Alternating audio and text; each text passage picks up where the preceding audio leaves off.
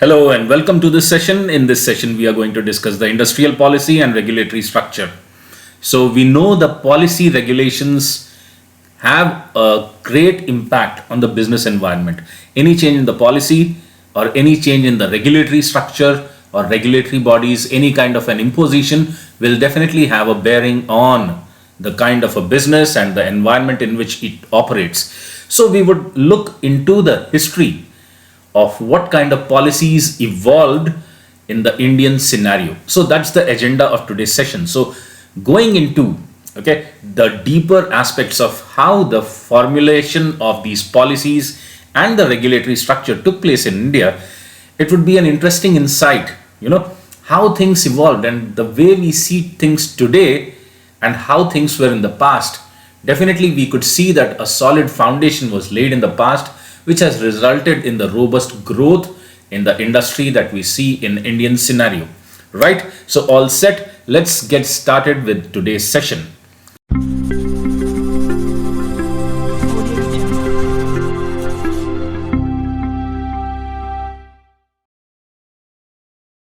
तो हमारे सेशन के इस लर्निंग ऑब्जेक्टिव्स या लर्निंग आउटकम्स जो हम इस सेशन से हासिल करेंगे, सिंपल दो चीजें हम इसमें टच करेंगे, कवर करेंगे. सबसे पहले इस सेशन के अंत में आप क्या कर पाएंगे? Number 1, state the objectives of industrial policy. मतलब इंडस्ट्रियल पॉलिसी जो बनी उसके ऑब्जेक्टिव्स क्या थे. And number 2, assess the industrial policies in India. जो इंडस्ट्रियल पॉलिसीज बनी उस पर हम कुछ अपनी क्रिटिसिज्म या अपने कमेंट्स पास करेंगे. सिंपल. तो चलिए शुरू करते हैं आज का सेशन. तो सबसे पहले हम ये जानने की कोशिश करेंगे कि इंडस्ट्रियल पॉलिसी होती क्या है. तो इंडस्ट्रियल पॉलिसी एक डॉक्यूमेंट है, एक पॉलिसी डॉक्यूमेंट है जो सरकार बनाती है. ओके. एंड उसमें क्लियरली इंडस्ट्रियल एनवायरनमेंट, जो एक कंट्री की इंडस्ट्रियल एनवायरनमेंट होती है, वो किस तरह से शेप लेगी फ्यूचर में. ओके. तो इस चीज की पूरी डिटेलिंग उस डॉक्यूमेंट में होती है. तो उस डॉक्यूमेंट को हम कहते हैं इंडस्ट्रियल पॉलिसी. तो अगर हम इसे पढ़कर देखें तो industrial policy is a policy document prepared by the government which states how the industrial environment in a country will take shape in the future. तो हमारे फ्यूचर में किस तरह से हम इंडस्ट्री को देखना चाहेंगे, किस तरह से वो शेप लेगी, तो उस चीज के बारे में हम पूरा एक टोटल डिटेल्ड डॉक्यूमेंट जो बनाते हैं, पॉलिसी डॉक्यूमेंट जो सरकार बनाती है, उसे हम कहते हैं इंडस्ट्रियल पॉलिसी. तो इंडिपेंडेंस के इमीडिएटली बाद 1948 में इंडिया का पहला इंडस्ट्रियल पॉलिसी अनवेल किया गया, जिसका उद्घाटन किया गया. एंड 1956 में एक और डिटेल्ड इंडस्ट्रियल पॉलिसी को अनाउंस किया गया. राइट. तो शुरुआती जो दो पॉलिसीज थे, ये बहुत ही, मुझे लगता है कि ये बहुत ही बड़ा अचीवमेंट है, क्योंकि हमारी इंडिपेंडेंस होती है 1947 में और जस्ट एक साल के अंदर हम तैयार थे. हमारी विजन क्लियर थी, हम तैयार थे, हम चाहते थे कि हमारी जो पूरी इकोनॉमी हो बहुत ही स्ट्रॉन्ग सॉलिड इंडस्ट्रियल फाउंडेशन पे खड़ा हो. तो अब देखिए कितनी जल्दी एक साल के अंदर हमारी इंडस्ट्रियल पॉलिसी तैयार हो गई. फिर उसके बाद उसमें कुछ हमने लूप होल्स देखे होंगे और उसमें हमने इंप्रूवमेंट्स करके, एडिशंस करके 1956 में एक काफी डिटेल्ड पॉलिसी हमने अनाउंस कर दी. गुड. तो हम जानने की कोशिश करेंगे कि हमारी इंडस्ट्रियल पॉलिसी के ऑब्जेक्टिव्स क्या थे. ओके. तो देखते हैं. तो मैंने कुछ ऑब्जेक्टिव्स को समराइज किया है, 10 इंपॉर्टेंट ऑब्जेक्टिव्स को. तो हम एक एक ऑब्जेक्टिव को ध्यान से समझेंगे. सबसे पहले, it strives for balanced regional development. तो इंडस्ट्रियल पॉलिसी जो बनी उसका एक बहुत ही इंपॉर्टेंट फोकस एरिया था कि रीजनल इंबैलेंस ना हो. हर रीजन में जो वहां की सूटेबल इंडस्ट्री हो उसे प्रमोट किया जाए. तो हर एक रीजन में कुछ ना कुछ इंडस्ट्री हो, जिस वजह से पूरे इंडिया में रोजगार फैले, एम्प्लॉयमेंट अपॉर्चुनिटीज आए, खुशहाली फैले. ओके. तो पहला ऑब्जेक्टिव तो वो था. दूसरा, it strives to ensure that the resources are utilised in the interest of the nation. जितने भी हमारी रिसोर्सेस हैं, खनिज पदार्थ हैं, नेचुरल रिसोर्सेस, उन सारी चीजों का हमारी देश की तरक्की के लिए उसका उपयोग किया जाए. तो कहीं भी ये जो रिसोर्सेस हैं किसी के निजी स्वार्थ के लिए न आवंटन किया जाए, बल्कि हमारी देश की, हमारे राष्ट्र की खुशहाली के लिए, उन्नति के लिए इन जितने भी रिसोर्सेस हैं उन रिसोर्सेस का उपयोग किया जाए। तीसरा ऑब्जेक्टिव था, it tries to create employment opportunities. तो जितने भी इंडस्ट्रीज लगेंगी, डेफिनेटली उससे हमारे लिए एम्प्लॉयमेंट अपॉर्चुनिटीज क्रिएट होंगी, रोजगार पैदा होंगे। तो हमारी इंडस्ट्रियल पॉलिसी का भी ये बहुत ही महत्वपूर्ण उद्देश्य था कि उससे एम्प्लॉयमेंट अपॉर्चुनिटीज, ओके, इससे हमारी रोजगार उत्पन्न हो। एंड फोर्थ ऑब्जेक्टिव है, it provides enough power to the government to regulate the industry. तो यहां बहुत ही एक इंपॉर्टेंट चीज हम समझें कि जो हमारी इंडस्ट्रियल पॉलिसी है वो सरकार को सशक्त बनाती है कि वो अपना पावर, अपनी जो पकड़ है इंडस्ट्री पर बनाए रखे। कभी ऐसा ना हो कि कोई एक इंडस्ट्री या इंडस्ट्रियलिस्ट इतना शक्तिशाली हो जाए, इतना ताकतवर हो जाए कि वो सरकार के कंट्रोल से बाहर हो जाए। ये नहीं होने देना चाहिए। तो इस वजह से इंडस्ट्रियल पॉलिसी में क्लियरली ये एक बहुत ही फोकस्ड उद्देश्य रखा गया है, ऑब्जेक्टिव रखा गया है कि सरकार की पकड़ बहुत मजबूत हो। सरकार को काफी सारा पावर दिया गया है कि वो एक इंडस्ट्री को रेगुलेट कर पाए। Okay, and fifth objective, it checks the concentration of economic power in a few hands. तो यहां पर हम ये एक अगेन इंपॉर्टेंट उद्देश्य ये है कि जो इकोनॉमिक पावर है, इकोनॉमिक पावर मतलब क्या, सिंपल पैसा। तो ये जो पैसा है ये सिर्फ कुछ पूंजीपतियों के हाथों में सीमित न रह जाए। तो ये भी एक उद्देश्य था। अब ये उद्देश्य किस हद तक हासिल कर पाए ये हम सब जानते हैं, लेकिन ये एक बहुत ही महत्वपूर्ण उद्देश्य था कि हमारी जो इकोनॉमिक पावर है, जो पैसा है, वो कुछ पूंजीपतियों के हाथों में सीमित न रह जाए। तो वो पूरी तरह से विस्तृत रूप से सभी के हाथों में वो पावर आए, ये एक उद्देश्य था। Then it promotes entrepreneurship in the nation.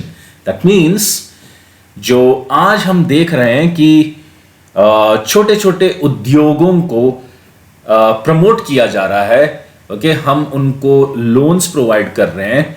तो ये सारी चीजों का पर्पस क्या था कि हम देश में एंटरप्रेन्योरशिप, जो नए न्यू ब्रीड ऑफ एंटरप्रेन्योर्स हैं, बिजनेसमैन हैं, उनको प्रमोट करें।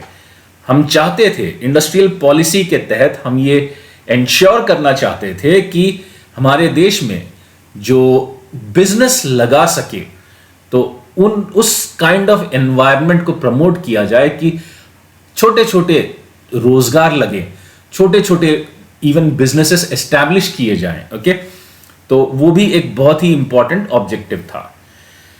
फिर आ जाता है seventh objective, it clearly demarcates where the government will invest and where the private sector will invest. Okay, तो वो सेक्टर्स को क्लियरली आउटलाइन कर दिया गया, एक लकीर खींच दी गई कि यहां पर सिर्फ और सिर्फ सरकारी निवेश होगा और किन सेक्टर्स में सिर्फ और सिर्फ प्राइवेट निवेश किया जाएगा। ओके, तो ये बहुत ही इंपॉर्टेंट चीज थी कि कुछ चीज है जो प्राइवेट पूंजीपतियों के हाथों में बिल्कुल नहीं जानी चाहिए, क्योंकि वो देश के लिए बहुत ही महत्वपूर्ण हो सकते हैं।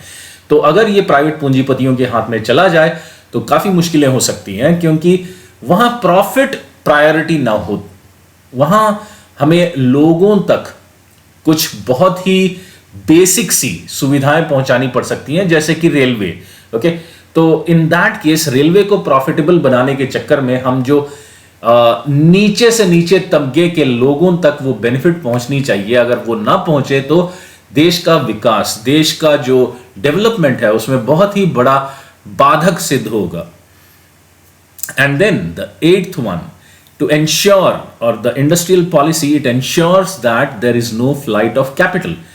जो हमारे देश का कैपिटल है, जो पूंजी है, ओके, वो बाहर हमारे मुल्क से, हमारे देश के बाहर ना निकल जाए, दूसरे देशों में शिफ्ट ना हो जाए। तो ये भी हमारी इंडस्ट्रियल पॉलिसी का एक बहुत ही बड़ा उद्देश्य था। and then it aims at providing the juvenile Indian industry enough protection from multinationals. तो हम समझे यहाँ पर जुवेनाइल इंडियन इंडस्ट्री का मतलब है जो एकदम अभी अभी पैदा हुआ, बहुत ही अभी बच्चा है. ओके, तो हम इस तरह से मान सकते हैं कि जो इंडियन इंडस्ट्री जो बहुत ही छोटे इन्फेंट हम बोल सकते हैं, तो इन्फेंट स्टेज में है, उसका सीधा मुकाबला अगर मल्टीनेशनल कंपनीज के साथ कर दिया जाए तो हो सकता है कि वो इस मुकाबले के लिए तैयार ना हो. तो वो फल फूल के विकसित होने से पहले ही हो सकता है कि वो इस मुकाबले में हार जाए, पीछे हो जाए और ख़त्म भी हो जाए. तो ऐसा हमारे जो उद्योग हैं उन पर ऐसा नेगेटिव असर ना पड़े, मल्टीनेशनल कंपनीज का नेगेटिव असर ना पड़े, इस वजह से ये चीज़ इंश्योर किया गया कि हमारी जो नन्ही सी छोटे छोटे नए नए इंडस्ट्रीज जो अभी अभी पैदा होना शुरू हुए थे उनको प्रोटेक्शन मिले. फिर आता है 10th important objective, that is it provides direction to financial institutions as to which industry they have to lend to liberally. Okay, जो फाइनेंशियल इंस्टीट्यूशंस होती हैं जैसे बैंक्स हो गए, उनको क्लियर तौर पे दिशा निर्देश दिए जाते हैं कि किस सेक्टर में, किस इंडस्ट्री में उनको दिल खोल के इन्वेस्ट करना है, कहां किसको कितना लोन देना है. तो ये निर्देश सरकार दे सकती है. तो ये सारी चीजें इंडस्ट्रियल पॉलिसी में काफी क्लियरली मेंशन कर दी गई, जिससे कि ये काफी आसान हो जाता है कि जो फाइनेंशियल इंस्टीट्यूशंस हैं वो और सरकार दोनों का विजन सिमिलर डायरेक्शन में जाए. ऐसा ना हो कि सरकार चाहती है कि एक सेक्टर में डेवलपमेंट हो और जितने भी फाइनेंशियल इंस्टीट्यूशंस हैं वो किसी दूसरे सेक्टर में अपने पैसे लगाए जा रहे हैं. ओके, तो इस वजह से क्या होगा कि दोनों के विजन अलग डायरेक्शंस में जा सकते हैं. तो ये चीज बहुत क्लियरली इंडस्ट्रियल पॉलिसी में मेंशन कर दी गई और ये चीज उसका एक प्राइम ऑब्जेक्टिव भी बना कि सरकार दिशा निर्देश दे सकती है कि फाइनेंशियल इंस्टीट्यूशंस किस इंडस्ट्री में इन्वेस्ट करें. तो शुरू करते हैं. सबसे पहला इंडस्ट्रियल पॉलिसी, उसमें देखते हैं कि क्या क्या रखा गया था. तो ये पहला इंडस्ट्रियल पॉलिसी बनता है 1948 में और यहां जो मिक्स इकोनॉमिक मॉडल है इसको पेश किया जाता है. ओके, जब हम बोलते हैं कि जो मिक्स्ड इकोनॉमिक मॉडल है तो यहां एक ब्लेंड होता है कैपिटलिस्ट और सोशलिस्ट का. ओके, कैपिटलिस्ट बोलते हैं प्राइवेट सेक्टर का इन्वेस्टमेंट हो और सोशलिस्ट कहते हैं सरकारी इन्वेस्टमेंट हो, सरकारी निवेश हो.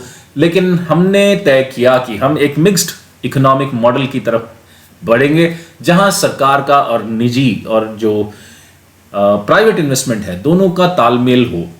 तो जो 1948 की पॉलिसी थी वो इंडस्ट्री को 4 कैटेगरीज में डिवाइड करती है. सबसे पहली कैटेगरी थी स्ट्रेटेजिक इंडस्ट्रीज, ओके, जिसे हम पब्लिक सेक्टर में मानते हैं.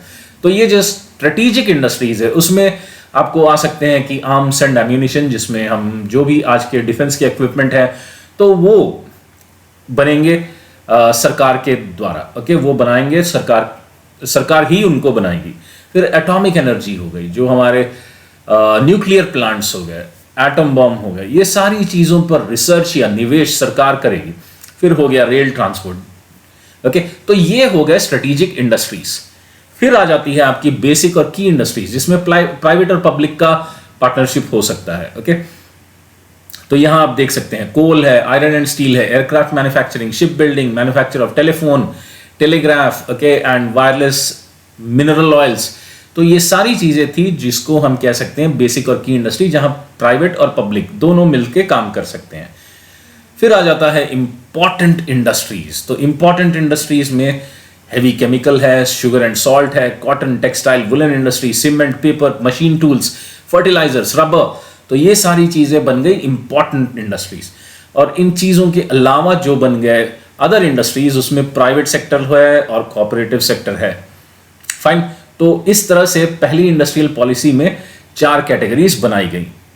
आगे बढ़कर हम देखते हैं इंडस्ट्रियल पॉलिसी 1956. ये थी हमारी दूसरी पॉलिसी. ओके, तो इसे हम मान सकते हैं इंडस्ट्रियल पॉलिसी 1956 को हमारा इकोनॉमिक कॉन्स्टिट्यूशन मान सकते हैं, संविधान की तरह, इकोनॉमी के लिए संविधान की तरह मान सकते हैं. इसको हम इस तरह से भी, इसको एक और नाम भी दिया है, the Bible of state capitalism. Okay, तो यहां 1956 में जो रेजोल्यूशन पास हुआ, यहां हमने 3 कैटेगरीज में अपनी इंडस्ट्रीज को डिवाइड किया, जिसमें शेड्यूल ए, शेड्यूल बी, शेड्यूल 3 सी कहते हैं. शेड्यूल ए में जो भी इंडस्ट्रीज आती हैं उसमें स्टेट की मोनोपोली होती है, सरकार की मोनोपोली, मतलब प्राइवेट इन्वेस्टमेंट बिल्कुल नहीं, कतई नहीं। ओके, और शेड्यूल बी में जो आते हैं उसमें पब्लिक एंड प्राइवेट दोनों मिलजुल कर काम कर सकते हैं, इसे हम मिक्स सेक्टर भी कहते हैं। फिर आ जाती है industrial, okay, industries left for private sector, ये है शेड्यूल सी में। तो यहां सरकार अपनी दखल बिल्कुल नहीं देगी, यहां सिर्फ प्राइवेट सेक्टर के लिए। तो ये जो अपनी इंडस्ट्रियल पॉलिसी 1956 की है, यहां काफी इंपॉर्टेंस दिया गया cottage and small scale industries, जो लघु उद्योग कहते हैं। ओके, तो ये 1956 में इन पर भी काफी अच्छा खासा ध्यान दिया गया। तो इसकी क्रिटिक जो है, क्रिटिसिज्म अगर हम मान ले, इस पे हम अगर टिप्पणी करना चाहें तो इस पर मेजर जो थी क्रिटिसिज्म यहां था कि प्राइवेट सेक्टर ने क्रिटिसाइज किया, क्योंकि यहां पर प्राइवेट सेक्टर को काफी रेस्ट्रिक्ट कर दिया गया, उनके ऊपर काफी अंकुश लगा दिया गया, और प्राइवेट सेक्टर ज्यादा विस्तार नहीं कर पाया। और यह माना जा सकता है कि 1956 की जो पॉलिसी थी उससे प्राइवेट सेक्टर पर काफी ओके सीमाएं बांधी गई, जिस वजह से उसका विस्तार, उसका एक्सपेंशन पर काफी गहरा असर पड़ा। तो ये क्रिटिसिज्म था। ओके, बट हो सकता है कि ये उस वक्त की मांग थी। आगे बढ़ते हैं और देखते हैं इंडस्ट्रियल पॉलिसी 1977। काफी कुछ है इसमें पढ़ने के लिए। तो यहां the main thrust of this policy was the effective promotion of cottage and small industries widely dispersed in the rural areas. तो यहां पर फोकस था हमारे लघु उद्योग पर, क्योंकि ये काफी हमारे रूरल एरियाज में, गांव में, छोटे छोटे शहरों में, छोटे कस्बों में काफी इनका विस्तार है। तो अगर इन पर हम इन चीजों पर अगर हम इन्वेस्ट करें, फोकस करें, तो इससे क्या होगा, गांव में और छोटे शहरों में विकास आएगा।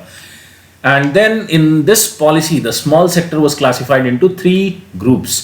जो छोटे लघु उद्योग हैं उनको भी 3 श्रेणियों में बांटा गया, cottage and house hold sector, tiny sector and small scale industries. Okay, तो ये चीज याद रखना है कि 3 कैटेगरीज, एक है cottage and house hold sector जो घर घर में जैसे पापड़ बना लिए, अचार बना लिए।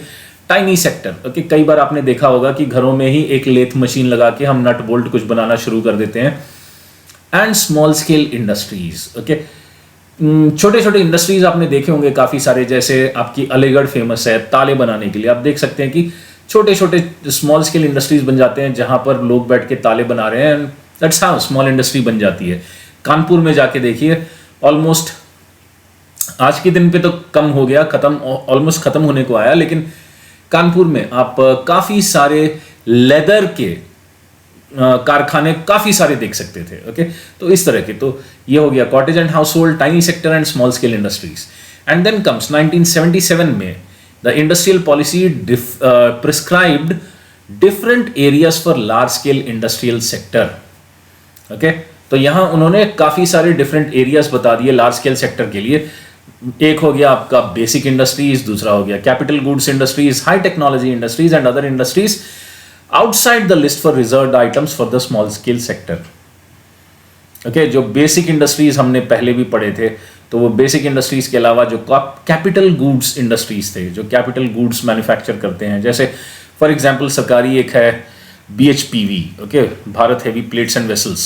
ओके, तो उस तरह की जो कंपनीज हैं काफी हैवी, जैसे दूसरे फैक्ट्रीज में आपको बॉयलर्स लग सकते हैं, बड़ी बड़ी मशीनें लग सकती हैं, ब्लास्ट फर्नेस लग सकते हैं। तो ये सारी जो बनाने वाली कंपनीज हैं, ओके, उनको हम कह सकते हैं कैपिटल गुड्स इंडस्ट्रीज। आगे बढ़ते हैं, देखते हैं 1977 industrial policy restricted the scope of large business houses so that no unit of the same business group acquired a dominant and monopolistic position in the market। तो इसी पॉलिसी में ये भी क्लियर कर दिया गया कि कोई एक पर्टिकुलर सेक्टर में कोई एक ऐसा ग्रुप ना हो जो मोनोपोलिस्टिक पोजीशन में पहुंच जाए। तो हर ग्रुप को चांस मिलनी चाहिए, हर बिजनेस ग्रुप को चांस मिलनी चाहिए, ताकि एक परफेक्ट कंपटीशन हो। किसी एक बंदे के हाथ में, एक फैमिली के हाथ में या एक इंडिविजुअल के हाथ में पूरा पावर या इंडस्ट्री ना चली जाए। Then again it put emphasis on reducing the occurrence of labor unrest। तो जितने भी लेबर अनरेस्ट होते हैं, हड़ताल होते हैं, इन चीजों पर भी संज्ञान लिया गया, इन चीजों पर भी अंकुश लगाने का प्रयास किया गया। Now the government encouraged the workers' participation in management from shop floor level to board level। तो अगेन सरकार ने क्या किया, सरकार ने बहुत सारा प्रोत्साहन दिया वर्कर्स को कि वो भी मैनेजमेंट में भागीदार बने, हिस्सेदार बने। ओके, चाहे वो शॉप फ्लोर लेवल पे, मतलब एकदम निचले लेवल पे हो, या बोर्ड रूम तक हो, वहां तक वर्कर्स की पहुंच होनी चाहिए। और सरकार ने इस चीज को काफी प्रोत्साहित किया। तो इसकी भी क्रिटिसिजम्स हैं। उसका क्रिटिसिज्म है कि the industrial policy 1977 was subjected to serious criticism as there was an absence of effective measure to curb the dominant position of large scale units, and the policy did not envisage any socio-economic transformation of the economy. तो मैंने ये bold में लगा दिया, आप इसको पढ़ के समझने की कोशिश करो कि इसका जो मेजर क्रिटिसिज्म था कि ये जो पॉलिसी थी ये बड़े बिजनेस हाउसेस को कंट्रोल नहीं कर पाई। मतलब यही वो था जहां कोई इंडस्ट्री में कोई एक पर्टिकुलर फैमिली या एक पर्टिकुलर नेम या एक पर्टिकुलर बिजनेस हाउस का कंट्रोल पूरा चला गया। And eight the same time इस पर्टिकुलर पॉलिसी के तहत socio economic transformation of the economy नहीं हुआ, या इसकी हम देखें तो इसके चार्टर में या इसके विजन में वो चीज थी ही नहीं। आगे बढ़ते हैं, देखते हैं इंडस्ट्रियल पॉलिसी 1980। तो यहां 1980 में जो इंडस्ट्रियल पॉलिसी आई उसमें सबसे प्रमुख चीज था कि हम चाहते थे इकोनॉमिक फ्रीडम और इकोनॉमिक फेडरेशन। यहां पर जाके हमने कोशिश की कि हम शुरू करें या प्रमोट करें the concept of economic federation. फिर हुआ हम चाहते थे कि एफिशिएंसी बढ़े, पब्लिक सेक्टर में एफिशिएंसी बढ़ाई जाए, and reverse the trend of industrial production of the past 3 years। मतलब जो पिछले 3 सालों में जो प्रोडक्शन नीचे हुआ उसको हम आगे पॉजिटिव साइड ले जाएं। एंड फाइनली यहां पर it also reaffirmed its faith in monopolies and restrictive trade practices act. मतलब यहां जो मोनोपोलीज थे उनको कंट्रोल करने के लिए इसमें ठोस कदम उठाए गए, और साथ में फेरा, फॉरेन एक्सचेंज रेगुलेशन एक्ट, इस पर भी काफी ठोस कदम, सख्त कदम उठाए गए थे। तो ये था आपका 1980 का इंडस्ट्रियल पॉलिसी। फिर आता है धमाके के साथ द न्यू इंडस्ट्रियल पॉलिसी 1991, जिसने पूरी किस्मत बदल दी। ओके, इस पॉलिसी के बाद मतलब हम इकोनॉमी को डिवाइड करके देख सकते हैं before this and after this, right. तो ये जो policy I knew industrial policy 1991 की, बहुत ही जबरदस्त थी। ओके, यहां क्या था कि लाइसेंस राज पूरा खत्म हो गया। लाइसेंसिंग बहुत ही हम बोल सकते हैं कि लिबरल हो गई। पहले लाइसेंसिंग के लिए, लाइसेंसेस के लिए कंपनीज को या इंडिविजुअल्स को सालों साल रुकने पड़ते थे, यहां चीजें बहुत आसान कर दी गई। तो यहां D reservation of public sector भी किया गया, जैसे कि पब्लिक सेक्टर, कुछ इंडस्ट्रीज में पब्लिक सेक्टर ही हो सकता है, यहां पर वो भी कम कर दिया गया। ओके, प्राइवेट सेक्टर को फ्री एंट्री दे दी गई।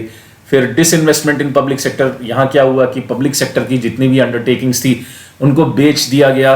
ओके, प्राइवेट लोगों ने उनको ले लिया, उससे एफिशिएंसी बढ़ी, प्रॉफिटेबिलिटी बढ़ी, प्रोडक्टिविटी बढ़ी, and liberalisation of foreign investment. Even foreign investment को भी हमने खुली छूट दे दी कि जो एफडीआई था, फॉरेन डायरेक्ट इन्वेस्टमेंट, कंट्री में भर भर के आया।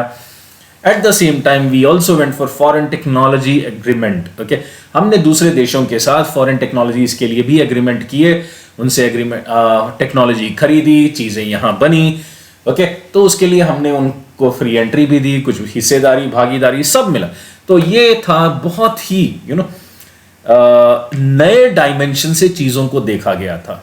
तो ये यहीं पर आता है हमारे प्रधानमंत्री श्री पीवी नरसिम्हा राव और हमारे जो फाइनेंस मिनिस्टर थे तब के डॉक्टर मनमोहन सिंह, इन दोनों की जोड़ी ने ये कमाल किया। हाँ, इसकी भी काफी सारे आप चर्चे सुनेंगे, लेकिन इसके बाद से काफी कुछ बदल गया। ओके, लेकिन क्रिटिसिज्म डेफिनेटली इसकी भी है। अब हम देखते हैं कि पूरी इंडस्ट्रियल पॉलिसीज की जो लिमिटेशंस है उस पर हम थोड़ा फोकस करते हैं, थोड़ा ध्यान देखते हैं। तो सबसे पहले जो इंडस्ट्रियल पॉलिसीज की लिमिटेशन थी, सबसे पहले स्टैग्नेशन ऑफ मैन्युफैक्चरिंग सेक्टर। इस चीज को मैं भी बहुत सीरियसली मानता हूं कि हमारा फोकस पूरा का पूरा हमारा फोकस काफी शिफ्ट हुआ। हमने पहले एग्रीकल्चर में काम किया, अच्छा किया, गुड। उसके बाद सीधा हमारा फोकस सर्विसेज पे चला गया और हम आज एक सर्विस इकोनॉमी की तरफ भाग रहे हैं, ना कि एक बीच में जो गैप आया कि मैन्युफैक्चरिंग का, उस पर हमने कुछ अच्छा खासा ध्यान नहीं दिया। आज हम किसी भी चीज के लिए अगर हम देखें तो मैन्युफैक्चरिंग के लिए शायद ही विश्व में कहीं जाने जाते हैं। ठीक है, हम सर्विसेज अच्छा प्रोवाइड कर लेते हैं, लेकिन सर्विसेज से जो लोएस्ट स्केल के लोग हैं उनके लिए एम्प्लॉयमेंट जनरेट नहीं किया जा सकता, उसके लिए मैन्युफैक्चरिंग की जरूरत पड़ेगी। तो इस वजह से क्या हो सकता है कि आप देखना कि जो इनकम डिवाइड है काफी हद तक देखने को मिल सकता है।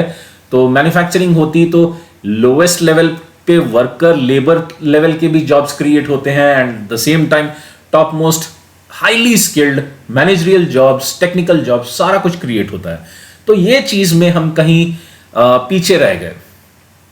And then distortions in the industrial pattern owing to selective inflow of investments. अब आप देख सकते हो कि इंडस्ट्रियल पैटर्न्स में भी काफी सिलेक्टिव इन्वेस्टमेंट्स हुए। हर किसी इंडस्ट्री में हमारा एक बैलेंस्ड इन्वेस्टमेंट नहीं गया। कुछ इंडस्ट्री में बहुत पैसे चले गए, कुछ इंडस्ट्रीज को हमने बस यूं ही छोड़ दिया। तो इस वजह से भी एक लॉपसाइडेड इम्बैलेंस देखा जा सकता है हमारी इंडस्ट्रीज में भी। And then displacement of labour. अब देखिए अगेन, लेबर भी इंडस्ट्रीज में इक्वली डिस्ट्रीब्यूटेड नहीं है। अब आप देख सकते हैं कि कहीं भी हमें लेबर की जरूरत पड़ सकती है, तो वहां आप देखेंगे कि कुछ लिमिटेड प्रांतों के लोग ही आपको हर जगह दिखेंगे, बट हमने उस लेबर को भी एक ठीक लेवल पर, एक बैलेंस लेवल पे हमने उस लेबर को भी क्रिएट नहीं किया।